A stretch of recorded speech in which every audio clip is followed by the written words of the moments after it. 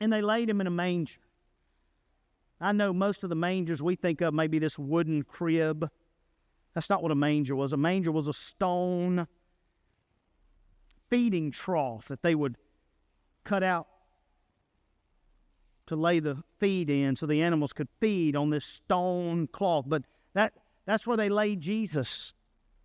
In this stone manger, they laid him.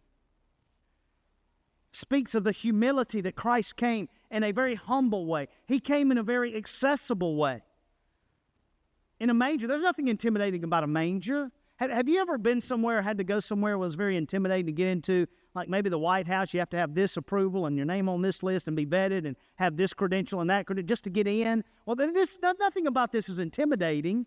The shepherds didn't show up with badges or passes or have a name on a list or be vetted. They just came. This is a preview, this accessibility that whoever wants to come can come. It's a preview of Jesus' whole life. The woman bleeding for 12 years was able to approach Jesus. He was accessible. Blind Bartimaeus was able to approach him. He was accessible. The prostitutes were able to come to him. He was accessible. You have the little children who the disciples said, don't let them come to Jesus. Jesus says, let the little children come to me. He is accessible. He has opened up accessibility to you and to me.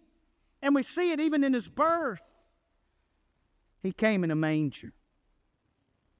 What a Savior. They laid him in swaddling cloth. They wrapped him in swaddling cloths. They laid him in a manger. He is accessible to you and to me.